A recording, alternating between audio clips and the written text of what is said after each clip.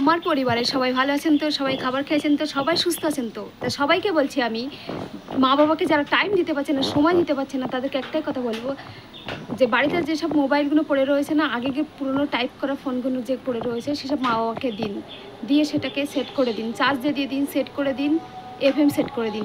FM set করে দিলে তারা এফএম গান শুনবে, সব কিছু এফএমের মাধ্যমে খবর হচ্ছে, ওদের তো ব্যালেন্স ভরা লাগে না, ওতে তো টাকা ঢুকানো লাগে না, টাওয়ার না থাকলেও কিন্তু চলে চলে তো, সেটা আপনিও জানেন আমিও জানি। কেন সময় দিতে পারছেন না? আপনার বউকে সময় দিতে পারেন, আপনার গার্লফ্রেন্ডকে সময় দিতে পারেন, মা বাবার জনকে একচুল তো সময় দিতে পারেন না? কেন দিতে পারেন না? দিতে হবে আপনাকে। ওরা যেরকম খেয়ে না খেয়ে আপনাকে মানুষ করেছে, আপনারও উচিত খেয়ে না খেয়ে তাদেরকে দেখা। তাদের তো বয়স হয়েছে নাকি, তাদেরও তো ইচ্ছা করে ঘুরতে ফিরতে খেতে। আপনি যেরকম খেতে ভালোবাসেন, ওরাও খেতে ভালোবাসে। তাহলে চিন্তা করতে হবে, ওরা একটু কম খায়, বয়স্ক মানুষরা একটু কম খায়, আপনি একটু বেশি খান।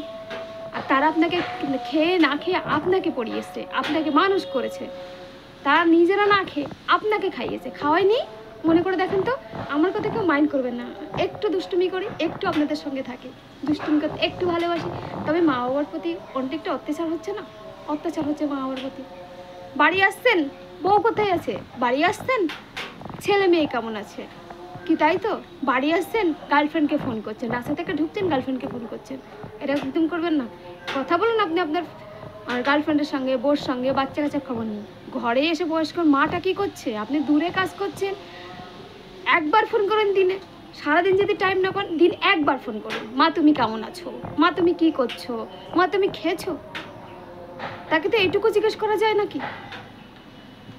আপনি সব অধিকার আপনার সন্তানকে দিচ্ছেন, সব অধিকার আপনি আপনার বউকে দিচ্ছেন, আপনার গার্লফ্রেন্ডকে দিচ্ছেন।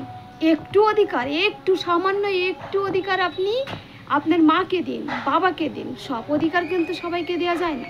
মা কিন্তু চলে যাবে, মরে যাবে, কিন্তু ওই মার জায়গা কেউ পূরণ করতে পারবে না, না আপনি, না আমি, না গার্লফ্রেন্ড, কেউ পূরণ করতে পারবে না। আপনার মা বাবা যে ভালোবাসা আপনাকে দেবে। বলছি হয়তো মাইন্ডে লাগছে, কিন্তু মাইন্ড করবেন না প্লিজ। আমাদের ঘরে না ফোন থাকে সবার, ওই পুরনো ফেলে দেওয়া ফোন থাকে অবশ্যই। ওটাকে একটু একটা ব্যাটারি কিনবেন, একটা ব্যাটারি কিনে সেটা একটু সেট করে দেবেন, সেট করে দিয়ে একটু এফএমটা সেট করে দেবেন। এফএমটা সেট করে দেওয়ার পর তারা এফএম একটু গান শুনবে। যখন একটু সময় পাবেন, একটুখানি হলে মা বাবার ঘর থেকে ঘুরে আসবেন, একটুখানি হলে মা কাজ করছে, আমার পিছন থেকে যে জড়িয়ে ধরে একটুখানি বলে মা কাজ করছে, মা কাজ করছে, মার হাতে একটুখানি কাজ করে দিলে তাতে মা খুশি গো। মা এত চায় না, মা এইটুকু চায়। বাবাও এতটা চায় না, বাবা এইটুকু চায়। তা প্লিজ প্লিজ আমার রিকোয়েস্ট, মা বাবাকে ভালোবাসুন প্লিজ।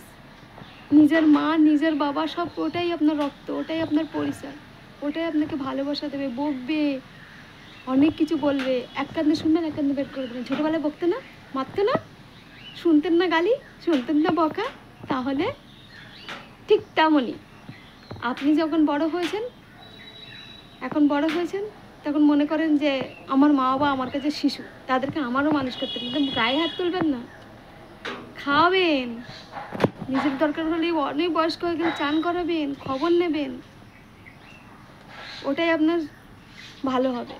আমি বলছি রাগ করো না প্লিজ প্লিজ, আমার কথা রাগ করবেন না প্লিজ।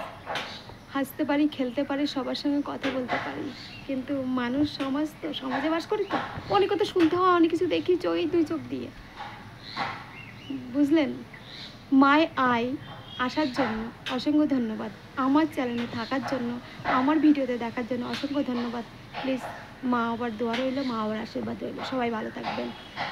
আজকের মতন টাটা, বাই বাই। আবার আসুন, আবার দেখা হবে। টাটা বন্ধু।